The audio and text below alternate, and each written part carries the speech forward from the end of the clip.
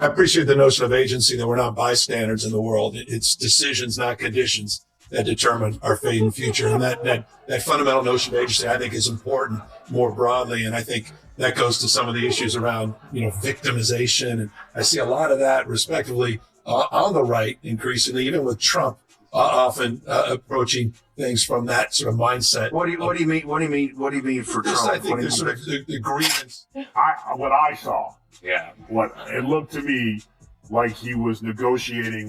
Just now, the political pressure cooker exploded. Gavin Newsom did more than just respond. He lost it after Tyrus sparked an unexpected moment. Raw indignation, quick damage management, and a reaction so fierce it might burn a microphone were what followed. If you think political drama has peaked, you should think again. This one veers, turns, and asks one perilous question while everyone else is left staring at their display.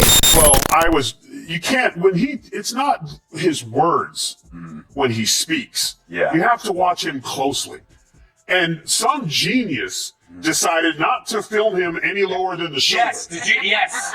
So what did he do? You couldn't see the hands. No, but he sent Morse code. Yes. Go back and watch it. Look at the blinking. Look. Meet me at the house. Like, he's blinking. He's sending, I'm getting there. Hey, just so you know, I'm out. As soon as I failed to enter the room, it kicked the door from its hinges, knocked down every well-planned talking point in its path, and trailed mud across the floor. Just a second. The political drama was acting out its usual script of polished smiles and reiterated outrage. Gavin Newsom is, he just all around sucks. Yeah. He's just, you gotta be good at something. Yeah. You gotta be good at something. You gotta, But what is clearly the governor thing ain't his thing. Yeah. Telling the truth is tough. So maybe he was gonna be a good comedian, because that's what happens to a lot of people. Acting doesn't work out, then they go into politics, and he's like, hey, I'll be a comedian. Turns out, sucks at that too. So I don't know. Maybe try carpentry. I don't know. But all of a sudden, Gavin Newsom's carefully constructed persona was no longer riding the wave. Want some of this, then you do some of this, and I'll do some of that back to you, and then we'll do this, and then I'll pay you, and then we'll do it again. True. And then she kept saying, no. Okay, how about this? You do this one first, then we do this one, then we give a little back and forth. All of a sudden, he was navigating a wave of emotions, exposure, and public criticism that swiftly transformed from polished to explosive. The intriguing element wasn't the uncomfortable information that were made public. That is an everyday occurrence in modern politics. I'm sorry, I'm confused. He's still governor, right? Yes. So he could do something about it. That's the most irritating thing, is like, why did anyone say with a follow-up where he's like, the homeless situation is ridiculous? Follow-up question, aren't you governor? Yeah. Like, that's the difference. That's the difference between the radical left and President Trump. He'll talk about something as watching a man obsessed with control briefly lose his grip on the narrative became the real spectacle, offering a clear look at what true irritation resembles once it slips past the smooth public relations mask. This wasn't a quiet slip or a polished reaction. It was the kind of moment that makes advisors pause mid-sip, rush to their screens, and reload social media repeatedly, much like traders reacting to a sudden market shock. The contrast sharpened the impact. Tyrus moved forward with calm, almost playful confidence, as if he knew that simply answering would already accomplish half the task, while the audience refused to fall in line and the timing worked against them completely. The spotlight arrived instantly, leaving no room to adjust, and the usual tactic of reshaping the story to make it easier to accept collapsed once consequences entered the frame, exposing cracks that could no longer be hidden. And then, look, he's blinking, and then eventually the camera guy, realizing that he's signaling him, so he gets appalled, leans back, camera comes down, then we're back to this. I'll do this for you, you do this for me a little. So he's saying what he's going to say. There it is, see? They couldn't hold it back. He's like, I'm not on film. Oh, I'm not, nope. Oh, bring my hands up, bring them up. Bring them up. Yeah, he's playing with us. You get my house, you get mine, I get yours. What made the moment truly whirl wasn't only what was said, but how quickly everything unfolded. Once the clips ricocheted across platforms like loose pinballs, supporters scrambled to reshape the narrative while critics wasted no time sharpening their arguments. But the online crowd had already made up its mind. The goal was no longer steady explanation. This had turned into pure spectacle. People were watching the political machine stumble in real time. Then came the physical cues, the subtle posture shift that signals lost command, the tightened jaw, the stare held just a bit too long. His hand gestures matched the words coming out of his mouth. Right. Yes, the president was like, "We want peace in the Middle East." You know what I'm saying? You'd be like, that's it. That it is. It's the contrast. yeah, like Gavin, his hands are aggressive. You know. Yeah. We've had a lot of theories. One, it was a bad negotiation with a deaf hooker. You know, now he doesn't want to pay for. You know. Do you have a problem with deaf hookers? He does. 'Cause Operating in scripted mode is familiar and well-rehearsed, with every phrase carefully selected to soothe focus groups and avoid unsettling donors from either coast. But reactions follow a different path, and that's where raw instinct appears without any polish. When instinct flares with irritation, it rarely looks flattering. Tyrus didn't need to attack anyone directly. The exposure itself worked like a release of built-up pressure. Years of branding, narrative control, and political stagecraft were suddenly forced to adjust under strain. The response channels surged as everyone rushed in. With loyalty that felt more like emergency care, supporters stepped forward to explain, add context, step aside, and reassure others that the moment didn't mean what it appeared to show. Critics, meanwhile, didn't hesitate or second guess, celebrating as they stacked digital proof like prized items on a shelf. later, 99% no one's crossed. They're standing at the border like, you go. No, that you go. Like, no one wants to go.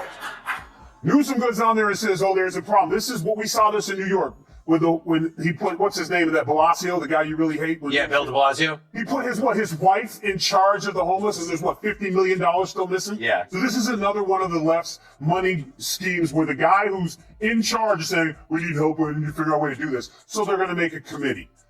They already have bubonic plague in California. I remember Dr. Drew was going, there was bubonic plague back in California. It's one of the harsher truths of modern journalism. Every attempt to soothe an emotional reaction only reminds people that the moment happened at all. The irony is that political figures spend entire careers trying to appear untouchable, yet the instances when that image clearly fractures are the ones that stick the longest. Behind the scenes, strategists argue over whether to pull back or push harder, while social media teams refresh drafts so fast their screens might as well be overheating. Somewhere, a crisis memo is being written, revised, and revised again at the speed of second thoughts. But the internet doesn't pause for internal notes. While experts were still calculating options, the public had already responded. Memes appeared within minutes, drawn by the scent of opportunity. Key moments were slowed down using clipped footage, now paired with dramatic background music.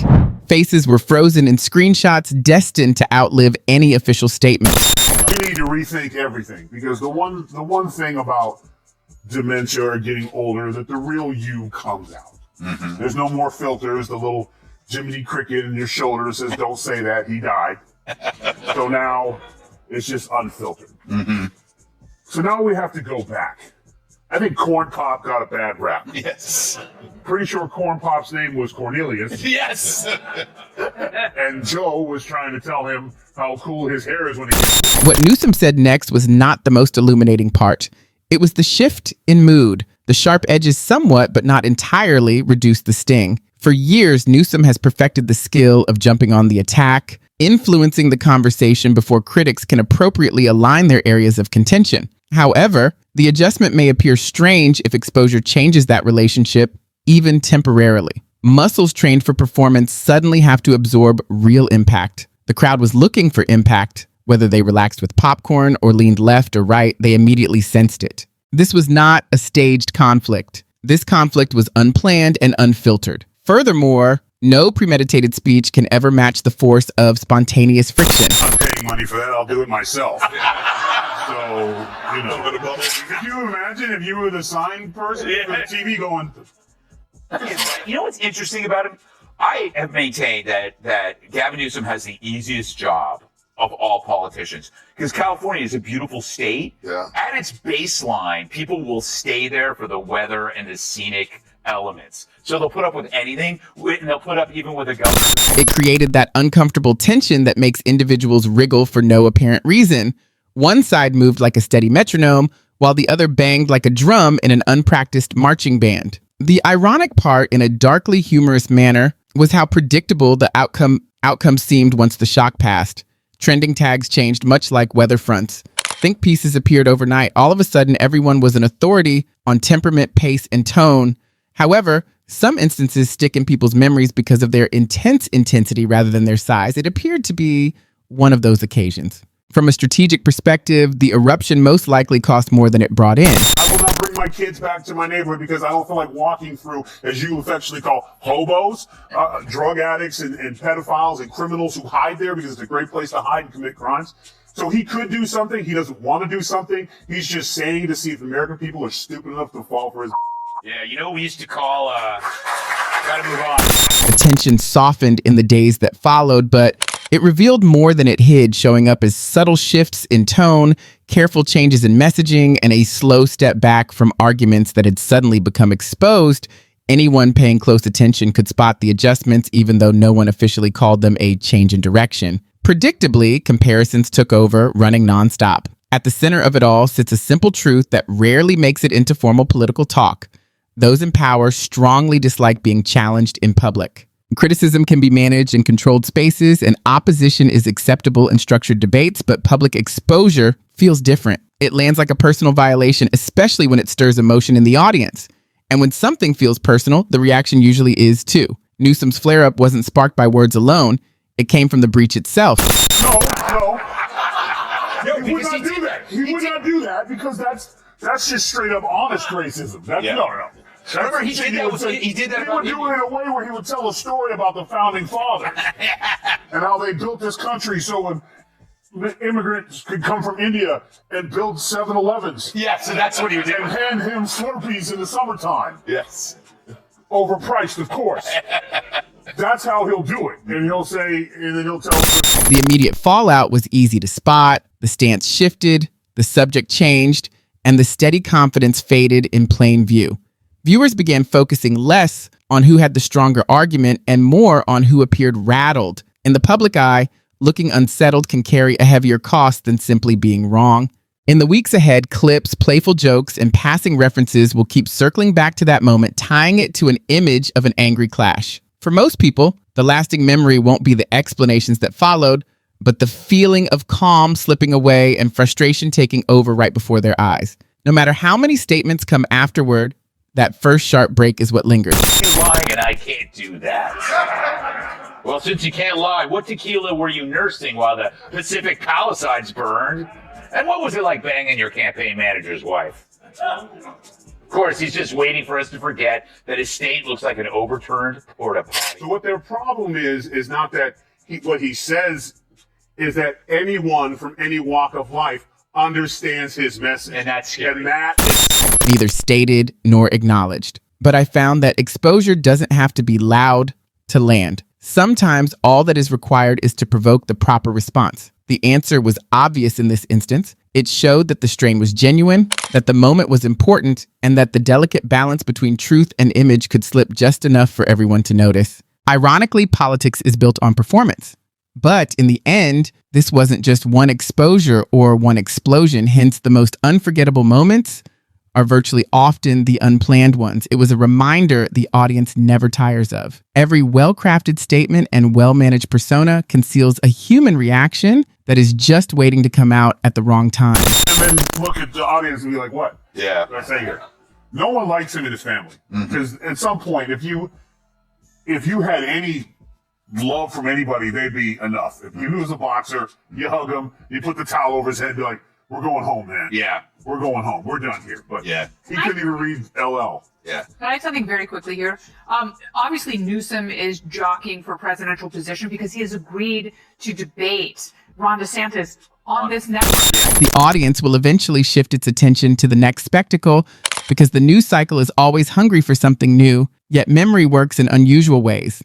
It doesn't cling to statistics or timelines. It holds on to moments that flicker and fade, especially the gap between the polished image meant to prevail and the reaction that briefly broke through. That contrast becomes sharper with time, settling into a quiet expectation that never fully goes away. Long after the headlines disappear, the footage will continue to circulate online, resurfacing whenever pressure meets authority.